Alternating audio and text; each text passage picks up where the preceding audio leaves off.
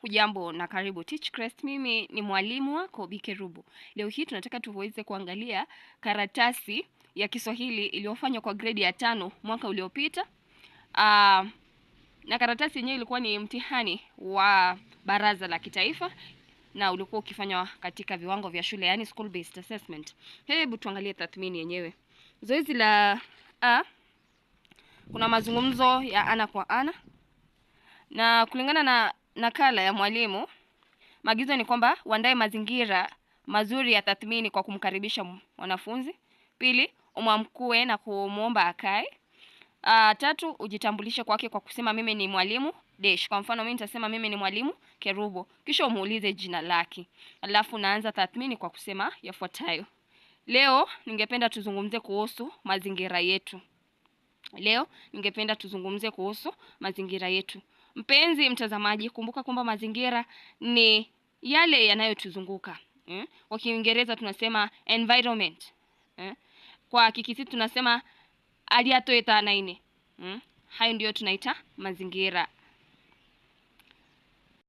Swali la kwanza lilikuwa, hebu nitajie kitu chochote kilicho katika mazingira yako. Kisha mwanafunzi atajibu. Anaweza kutaja vitu kama kifutio, daftari, kalamu. Ikiwa alikuwa nje, kama anaona nyasi, anaona mawingu, anaona mimea, anaweza kuitaja yote, hata maua. Pili, ni vyema kusafisha mazingira yetu. Je, wewe hufanya nini ili kuhakikisha kuwa darasa lako ni safi? Ni vyema kusafisha mazingira yetu. Je, wewe hufanya nini ili kuhakikisha kuwa darasa lako ni safi? Kumbuka kwamba darasa lina sehemu mbalimbali, si kuta, si ubao, si sakafu. Anafanya nini? Kama ni sakafu, anaweza kusema mambo kama kufagia. Kama ilikuwa ni dari, labda anatoa vumbi, anaikunguta. Kama ilikuwa ni ukuta, labda unasafishwa. Kama ni ubao, labda unapanguzwa na pia unaweza kuoshwa. Mwanafunzi wetu aliweza kusema kwamba nitafagia, pia ningepiga deki. Amefanya vizuri. Swali la 3, wanafunzi wenzako hupenda kutupa taka ovyo. Unadhani kitendo chao kinaweza kuwa na matokeo gani? Wanafunzi wenzako hupenda kutupa taka ovyo. Unadhani kitendo chao kinaweza kuwa na matokeo gani? Inategemea ni taka zipi. Taka kama zile maganda ya ndizi ambayo yanaweza kuoza, inaweza kuleta nzi. Pia inaweza kufanya mtu akateleza. Kama ni karatasi, zinafanya mahali pasiweze kupendeza, yale mandhari hayawi mazuri. Athari nyingine ya uchafu ni kuwa inafanya mahali pasiwe pa kuvutia. Pia inaweza kuleta mambo kama maradhi kuenezwa. Tuseme kama ni chupa alafu maji yakaja yakatekwa kwa vichupa vile au karatasi, tutapata kwamba maji yale yataweza kuwa ni mahali ambapo vinyemelea kama vile mbu wataweza kuzaa pale na magonjwa kama malaria yakaweza kusambazwa. Pia kuna vitu kama vipindupindu. Mtu anaguza ile taka kisha labda anaenda kula. Maji yanaingiwa na taka, ataweza kupata magonjwa mbalimbali. Pia taka inaweza kufanya kule kutupa taka ovyo. Unaweza pata kwamba wanyama kama vile ng'ombe ambao wanakula labda nyasi, wamepata taka pale, tuseme ni nywele, wanaweza kuila na wakafa. Hivyo kuna matokeo mabaya kama vile kifo. Mwanafunzi wetu alisema matokeo mabaya ila hakupeana jibu mahususi, lakini alijaribu sana. Kufuta vumbi ni kuondoa vumbi kwenye meza kwa kutumia kitambaa. Je, kupiga deki ni kufanya nini? Kuvuta vumbi ni kuondoa vumbi kwenye meza kwa kutumia kitambaa.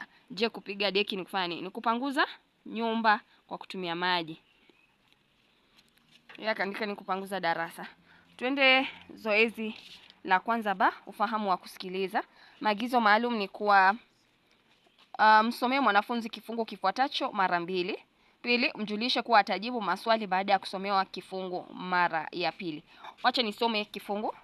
Mzee mjuzi ni baba yake Baraka. Yeye na familia yake wanaishi katika kijiji cha Bandani. Mzee mjuzi anajulikana sana kijijini humo kwa sababu ya mradi wake wa kufuga kuku. Kila siku wanakijiji huja kwake kununua kuku na mayai. Bakari yeye huwa hachoki kuwaandikia risiti wanapolipa. Bakari amejipatia jukumu hili wakati wowote akiwa nyumbani. Pesa ambazo mzee mjuzi hupata kutokana na mradi wa kuku humsaidia sana. Yeye hutumia kiasi fulani cha pesa hizo kununua chakula, mavazi na kumlipia Baraka karo. Mzee mjuzi huwekeza kiasi kikubwa cha pesa zake kwenye benki. Ana lengo la kujengea familia yake nyumba kubwa ya kupendeza siku za usoni. Baraka humwekea baba yake rekodi ya mauzo na faida. Baraka amejifunza mengi kwa baba yake. Hii ndio maana yeye husema kuwa ndoto yake ni kusomea mambo ya uwekezaji atakapofika chuo kikuu. Mara ya pili, mzee mjuzi ni baba yake Baraka. Yeye na familia yake wanaishi katika kijiji cha Bandani. Mzee mjuzi anajulikana sana kijijini humo kwa sababu ya mradi wake wa kufuga kuku.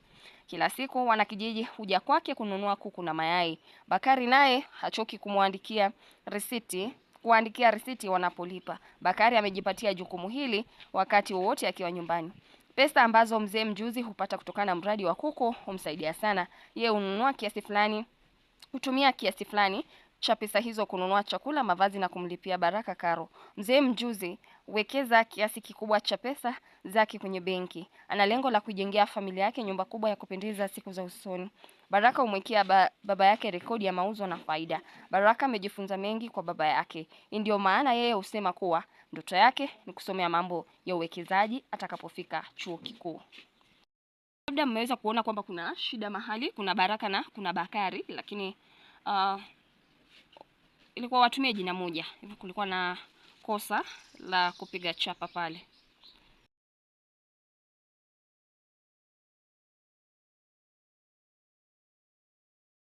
Hiki kinaonyesha kuwa mzee mjuzi husaidiwa na nani katika biashara yake?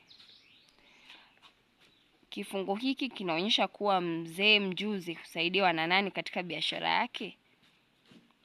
Kisha mwanafunzi ajibu. Ni Bakari au Baraka. Mwanafunzi wetu akaandika Bakari. Vizuri. Swali la pili. Kulingana na kifungu hiki, uwekezaji una faida gani? Kulingana na kifungu hiki, uwekezaji una faida gani? Mwanafunzi ajibu. Weza kujenga nyumba ya kifahari katika siku za usoni. Haya, 7. Je, unadhani wanakijiji wanafaidika vipi kutokana na maisha ya mzee mjuzi? Je, unadhani wanakijiji wanafaidika vipi kutokana na maisha ya mzee mjuzi? Kisha mwanafunzi ajibu. Hili ni swali la kufikiria, halipo katika ufahamu. Mwanzo tunaona kwamba anafuga kuku. Hivyo huenda wanapata mayai, wanapata kuku wa kuchinja, wanapata ile samadi ambayo wanaweza kutumia kwa mbolea, wanaweza pata pia kazi.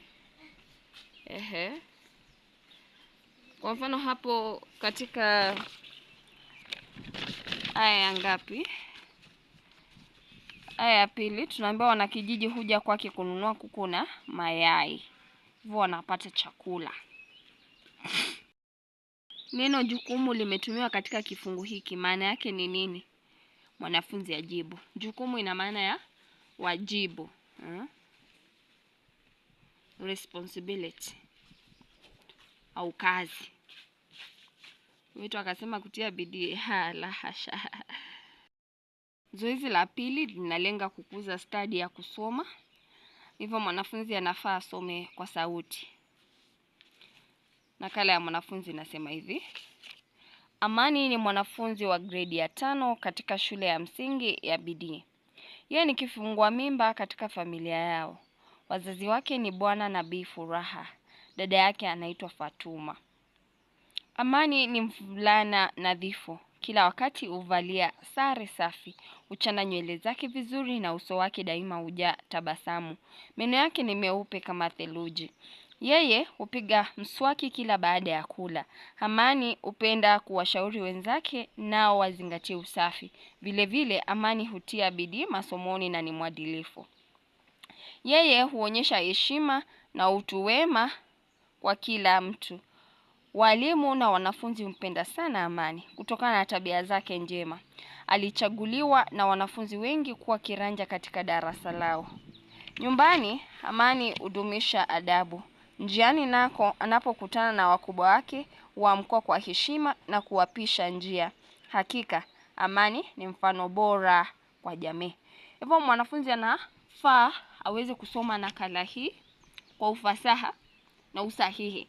Pale ambapo kuna koma aweze kutia, pale ambapo kuna kituo aweze kukitia pia. Naam. Huo ndio mwisho wa tathmini hii, na natumai umeweza kujifunza na umeweza kufurahia. Hadi wakati mwingine, kwaheri.